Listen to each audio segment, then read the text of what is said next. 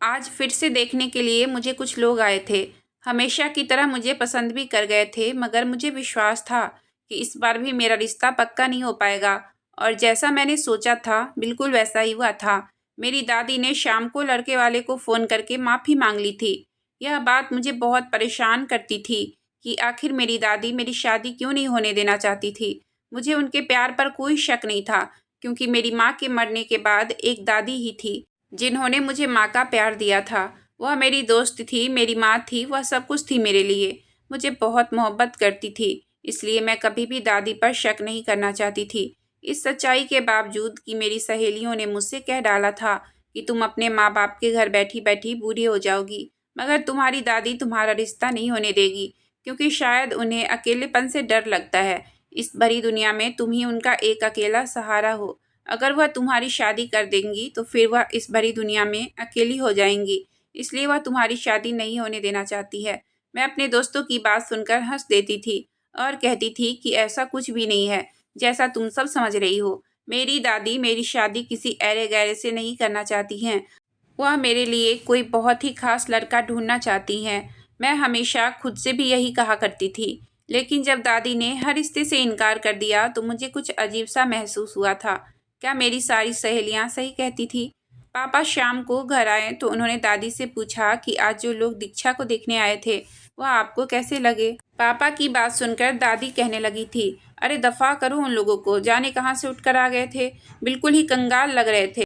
मैं अपनी पोती का रिश्ता ऐसे लोगों में नहीं करूँगी। मैंने महसूस किया कि आज पापा को उनकी बात बिल्कुल भी अच्छी नहीं लगी थी, लेकिन पापा ने अपने शब्दों को कंट्रोल किया और कहा कि आप जानती हैं दीक्षा की उम्र 24 साल हो गई है। अभी तो उसके लिए रिश्ते आते हैं, 1-2 साल गुजर गया तो लड़के वाले हमारे घर आना छोड़ देंगे। फिर आप इसके लिए कहाँ से रिश्ते ढूंढोगी? दादी गुस्से से बोली, मैं अपनी दीक्षा की माँ नहीं हूँ, मगर मैंने उसे माँ जैसे ही पाला है। मैंने तुम्हें बता दिया ना कि दुनिया इधर से उधर हो जाए, मैं उसकी शादी वहाँ नहीं करूँगी जहाँ मेरा दिल नहीं मानेगा। मैं उसे तुम्हारी तजुर्बे की भेंट नहीं चढ़ने दूंगी। पापा बोले, माँ अगर आपको उम्र भर कोई रिश्ता पसंद ही नहीं आया तो फिर क्या होगा? दादी बड़े सुकून से बोली कि फिर क्या, मैं अपनी पोती को घर बिठा कर रखूंगी। उसकी 2 रोटियां मुझ पर बोझ नहीं है, मैं उसे अपने साथ रख लूंगी। दादी की बात सुनकर मुझे महसूस हुआ था जैसे मेरी सहेली की बात बिल्कुल ठीक थी। दादी मेरी शादी ही नहीं करना चाहती थी ताकि वह अकेली ना रह जाए। मुझे बहुत अफसोस हो रहा था, क्या मैं उम्र भर यूं ही कुंवारी बैठी रहूंगी, जबकि मेरी उम्र की सारी लड़कियों की शादी हो चुकी थी। मैं अपने कमरे में आ गई और आंखें बंद करके लेट गई। आज मुझे अपनी माँ की बहुत याद आ रही थी। काश वह मुझे छोड़कर ना गई होती, तो आज मुझे यह सब तो न सहना पड़ता। इस बात को 6 महीने गुजर चुके थे। दादी मेरे पास आई और कहने लगी, दीक्षा तुम तैयार हो जाओ, तुम्हें लड़के वाले देखने आएंगे। मैंने ना में सर हिलाते हुए कहा, नहीं दादी, मुझे तैयार नहीं होना।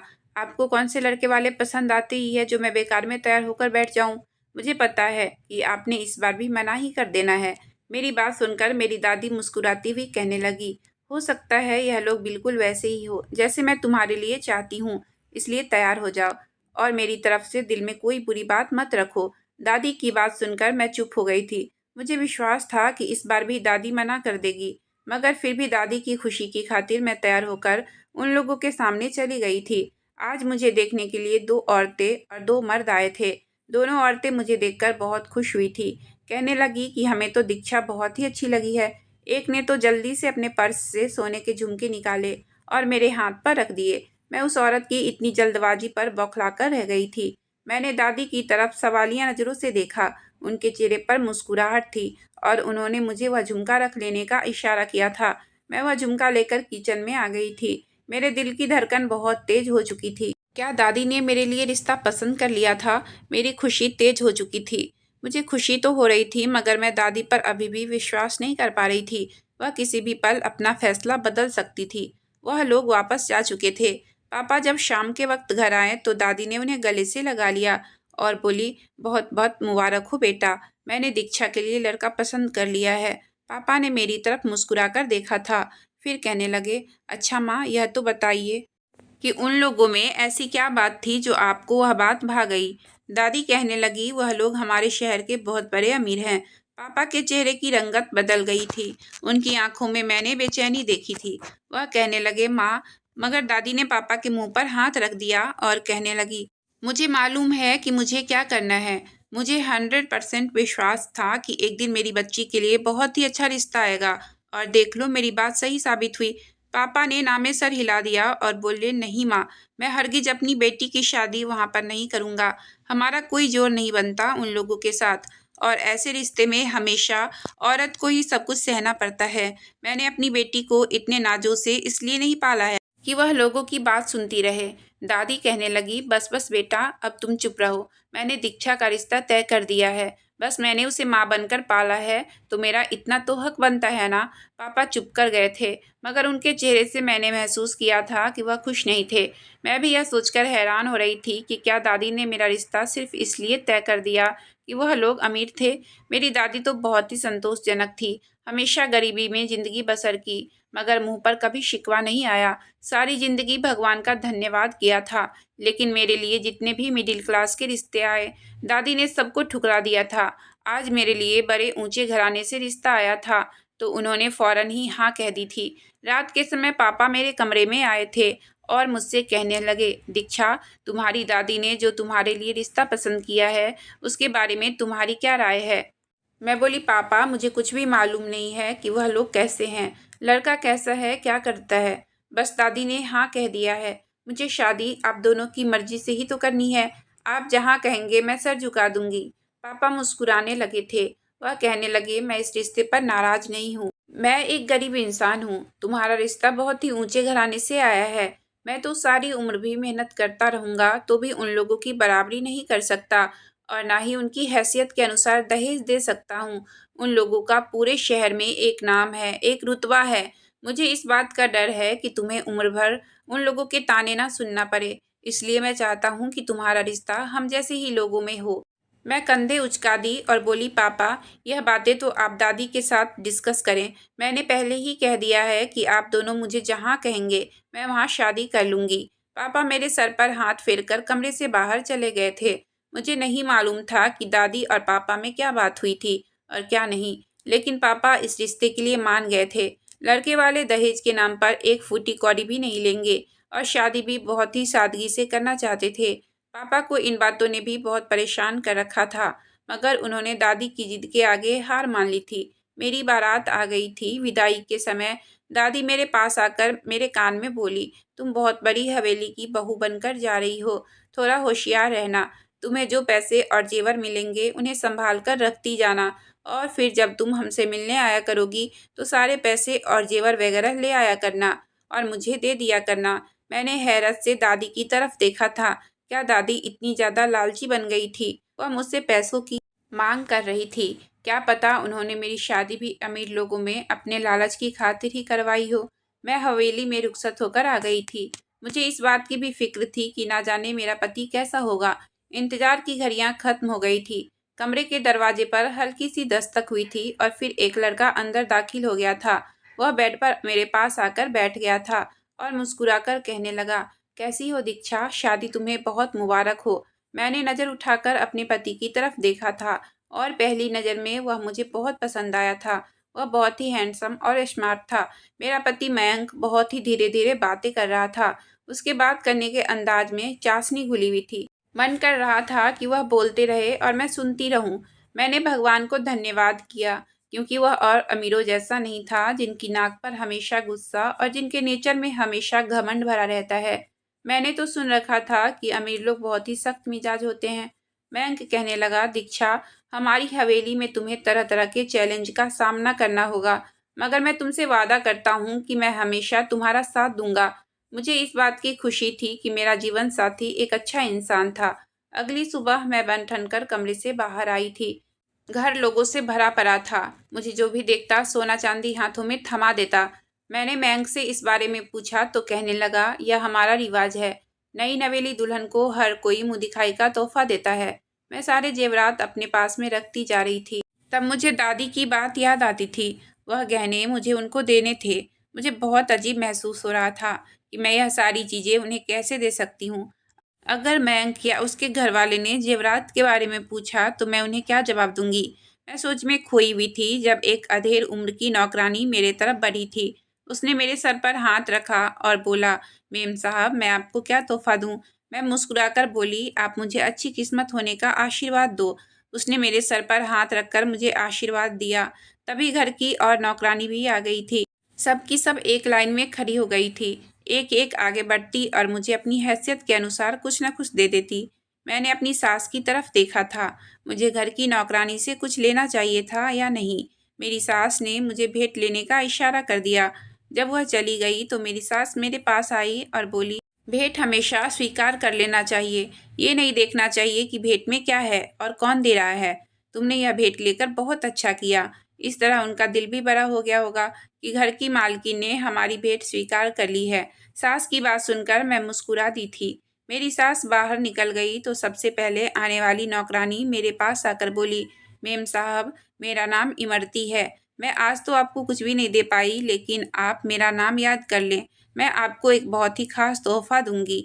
एक दिन इमरती सफाई के बहाने मेरे कमरे में आई और बोली, मेम साहब अगर आपकी सास या आपके पति आपसे कहे कि आओ मैं तुम्हें हवेली का तहखाना दिखा दूं, तो उनकी बात हरगिज मत मानना। उनके साथ जाने की गलती मत करना। मैंने सवालिया नज़रों से इमरती की तरफ देखा था, मगर वह मेरे सवालों से बचने के लिए जल्दी से बाहर निकल गई, जबकि मैं तो हक्का बक्का रह गई थी कि वह आखिर ऐसा क्यों कह रही है। मेरे दिल में हर वक्त यह सवाल उठ रहे थे। मैंने सोच लिया था कि मैं इमरती से पूछकर ही रहूंगी कि उसने आखिर ऐसा क्यों कहा था। थोड़ी देर बाद ही कमरे में मेरा पति आ गया था। बोला, तुम इतनी परेशान सी क्यों बैठी हो? मैंने नामे सर हिला दिया और बोली, ऐसी तो कोई बात नहीं है। मैं नहीं चाहती थी कि मैंक को पता चले कि मुझसे इमरती ने ऐसी कोई बात की है। खैर मैं सारा दिन इमरती से बात करने का मौका तलाशती रही, मगर वह मुझे कहीं नहीं मिली थी। कभी किचन में दूसरे नौकरों के साथ मिलकर काम कर रही होती, तो कभी बाहर हॉल में घर के मालिकों के सामने सफाई वगैरह कर रही होती थी। रात को 11 बजे तक मैंने मौका तलाश करने की कोशिश की थी, मगर जब नाकामी हासिल हुई तो सोने के लिए मैं अपने कमरे में चली गई थी। मैंने यह इरादा कर लिया था कि सुबह मैं बहाने से इमरती को अपने कमरे में बुलाऊंगी और उससे पूछूंगी कि उसने मुझसे यह सब क्यों कहा था। सुबह जब मैं और मैंक नाश्ते के लिए कमरे से निकले तो इमरती हॉल में ही खड़ी थी। मैं जल्दी से आगे बढ़ी और बोली, इमरती तू मेरे कमरे की सफाई करने आ जाना। मैं नाश्ते से फ्री हो जाऊं तो फिर तुमसे कमरे की अच्छे से सफाई करवाऊंगी। उसने हाँ में सर हिला दिया था। हम सब ने बहुत ही अच्छे माहौल में नाश्ता किया था। मैं उठकर अपने कमरे में जाने लगी तो मेरी सास बोली, दीक्षा टेबल पर जितने भी बर्तन पड़े हैं सबके सब उठाकर किचन में रख दो। मैंने हैरानी से अपनी सास की तरफ देखा था। वह कहने लगी, इस तरह क्यों देख रही हो? मैंने तुमसे यह तो नहीं कह दिया ना कि बर्तन धोकर भी रख देना? अभी कुछ दिन आराम कर लो, फिर तुम्हें खुद को अच्छी बहू भी तो साबित करना है। मयंक जल्दी से कहने लगा, मम्मी मैंने दूसरी भाभियों को तो घर के काम करते हुए नहीं देखा, फिर मेरी पत्नी क्यों घर के काम करे? मेरी सास के चेहरे पर एक अजीब सी मुस्कुराहट फैल गई थी। कहने लगी, तुम्हारी भाभियां बहुत ही अच्छे घरों से आई है, जबकि तुम अच्छी तरह से जानते हो कि तुम्हारी पत्नी का बैकग्राउंड कैसा है। ऐसी लड़कियों को काम करने की आदत होती है, काम ना करे तो बोर हो जाती है और फिर अपनी मौज मस्ती के लिए घर में फूट डलवा देती है।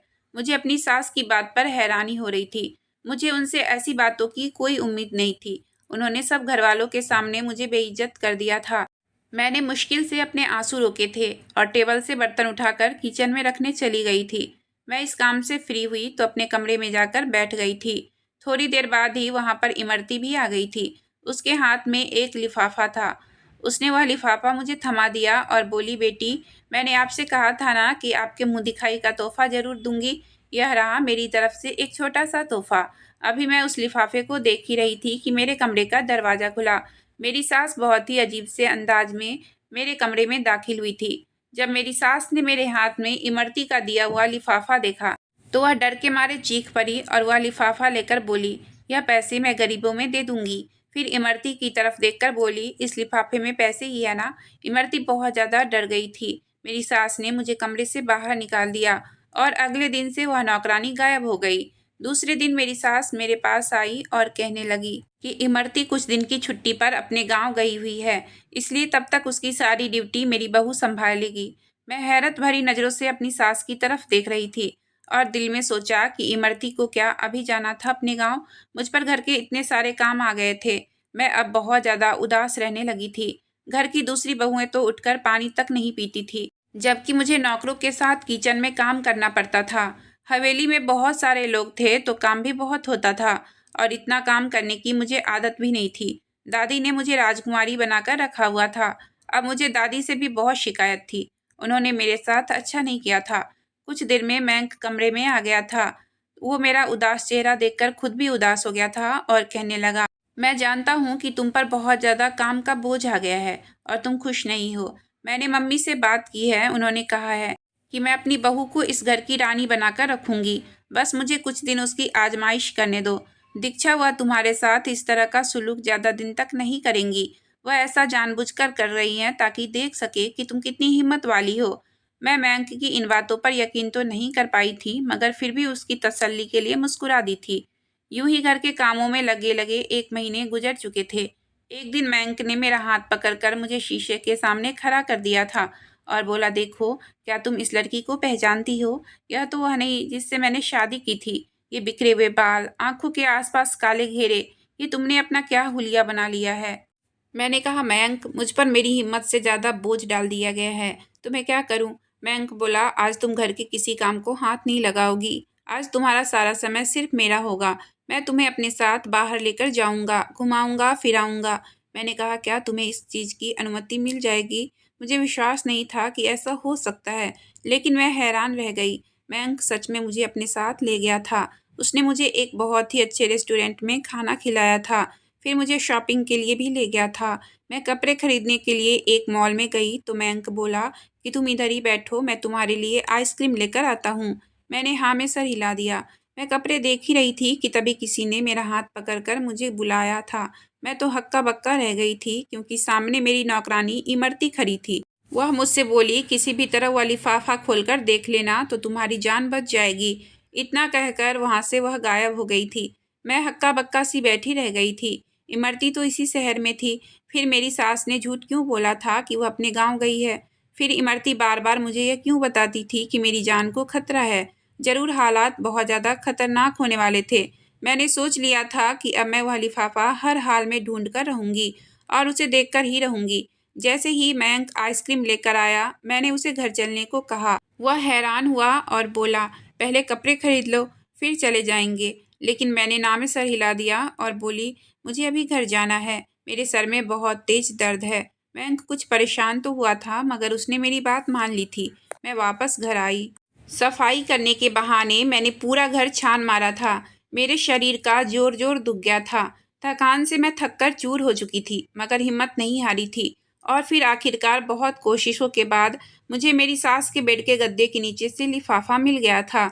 मैं उस लिफाफे को छुपाकर अपने कमरे में आ गई थी। अंदर से गेट बंद करके मैंने जैसे ही लिफाफा खोला तो मेरे सर पर आसमान गिर पड़ा था, क्योंकि उसमें बहुत सारी ऐसी चीज़ें थी जिन्होंने मुझे अंदर से हिलाकर रख दी थी। उस लिफाफे में कुछ तस्वीर थी जो मेरे पापा और नौकरानी इमरती की शादी की तस्वीर थी। उसे देखकर मैं दंग रह गई थी। क्या इमरती मेरी माँ थी? फिर मुझसे झूठ क्यों बोला गया था कि मेरी माँ की मौत हो चुकी थी? मैं जल्दी जल्दी सारी चीज़ें देखना शुरू कर दी थी। उसमें इमरती और मेरे पापा की शादी के कुछ पेपर्स थे, जिनमें साफ दिखाई दे रहा था कि मेरे पापा की शादी इमरती से ही हुई थी। लेकिन एक लाइन पर मेरी आंखें फटी की फटी रह गई थी, जहां पर इमरती के पापा का नाम लिखा हुआ था, राम सेठ ठाकुर। राम सेठ ठाकुर तो मैंक के दादाजी का नाम था। तो क्या इमरती मैंक की बुआ थी? अगर इमरती मैंक की बुआ थी और इमरती मेरी माँ थी, तो इसका साफ मतलब था कि मेरा पति मैंक मेरे मामा का लड़का था। मेरे सर पर आसमान गिर पड़ा था। अभी मेरे होश ठिकाने भी नहीं आए थे कि तभी मयंक अंदर कमरे में दाखिल हुआ। मुझे इस कदर हक्का बक्का बैठे देखकर वह भी परेशान हो गया। जल्दी से मेरे पास आया और कहने लगा, क्या बात है दीक्षा? मैंने कहा, तुम ऐसा कैसे कर सकते हो? क्या तुम्हें सच्चाई नहीं पता थी कि तुम मेरे मामा के बेटे हो? जिस पर मयंक हैरानी से मेरी ओर देखने लगा था और बोला, दीक्षा, यह तुम कैसी बात कर रही हो? मैंने सारी कागजात मयंक की तरफ उछाल दी।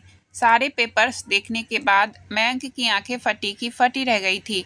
थोड़ी देर बाद हम दोनों के होश ठिकाने आए थे। मयंक ने मुझे समझाया, दीक्षा, तुम परेशान मत हो, मैं सारी सच्चाई जानकर रहूंगा। सच्चाई जानने से पहले हमें कोई भी कदम नहीं उठाना चाहिए। मयंक ने मुझे बहुत देर तक समझाया था। मयंक के समझाने पर मैं मान गई थी। मुझे तसल्ली हो गई थी कि मयंक मेरे साथ था। शाम के लगभग 6 बजे मेरे दरवाजे पर दस्तक हुई। मैंने दरवाज़ा खोला तो मेरी सास सामने खड़ी थी। कहने लगी, बहू चलो तुम्हें इस हवेली का तहखाना भी दिखा दूँ। मेरे दिमाग में अचानक खतरे की घंटियाँ बजने लगी थी। मैंने अपनी सास से कहा कि आप चलो, मैं अभी आती हूँ। मैंने जल्दी से मोबाइल उठाया और बैंक को मैसेज कर दिया कि आपकी माँ मुझे तहखाना दिखाने ले जा रही हैं। अगर मैं गुम हो गई तो आप मुझे तहखाना में जाकर ढूंढना, क्योंकि मुझे लग रहा है कि कुछ अनहोनी होने वाली है। मैं बैंक को मैसेज करके जल्दी से बाहर निकल गई थी। मेरी सास मुझे नीचे तहखाना में ले गई और फिर वही हुआ जिसका डर था। मेरी सास ने मुझे एक कमरे की तरफ धकेल दिया और बाहर से दरवाज़ा बंद कर दिया था। कमरे में कोई बल्ब वगैरह भी नहीं था।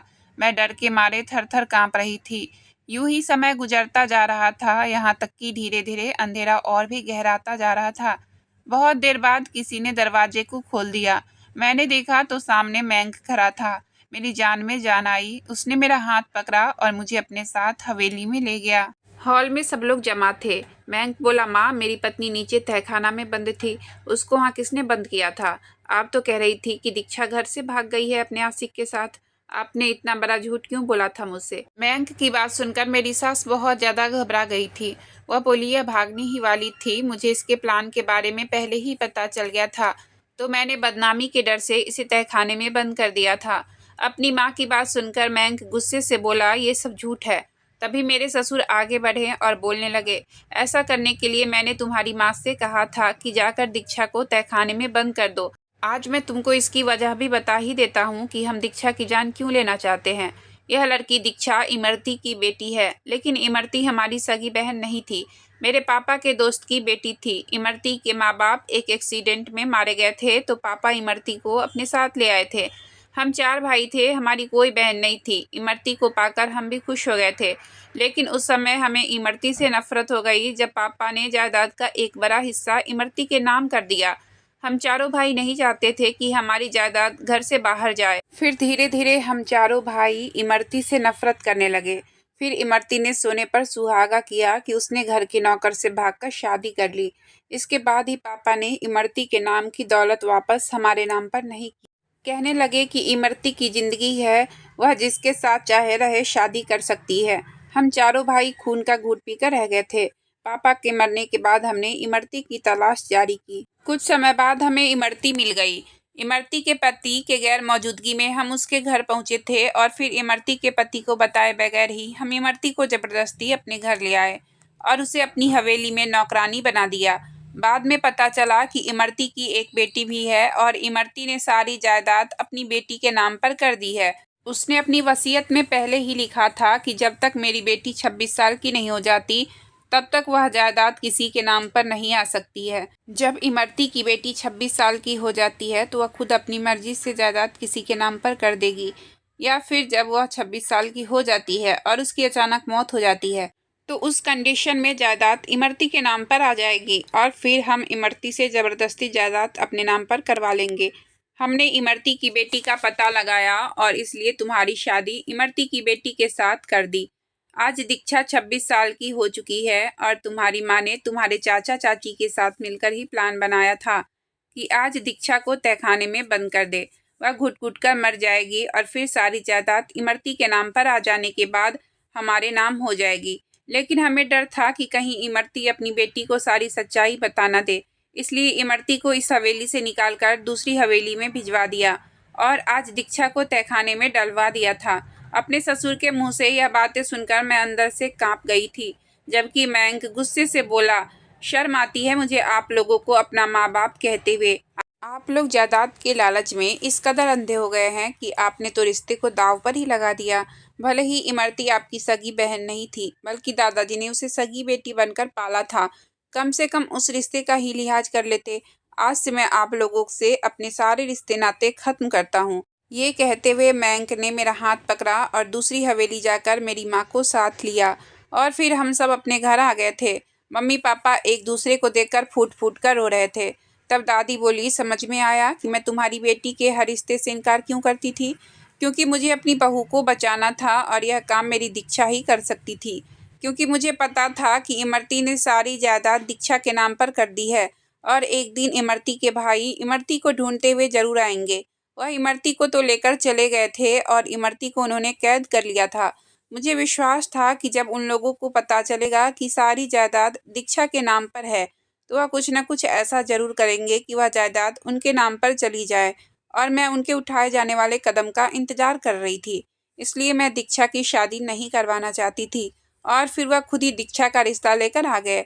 मैं जानती थी यह शादी सिर्फ दिखावा है, वह सिर्फ दीक्षा से जायदाद लेना चाहते हैं। लेकिन फिर भी मैंने दिल पर पत्थर रखकर दीक्षा की शादी मयंक से करा दी।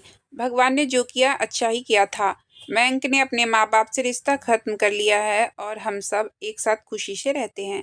अगर आपको कहानी अच्छी लगी हो तो प्लीज़ वीडियो को लाइक और चैनल को सब्सक्राइब करें। आपका बहुत बहुत धन्यवाद।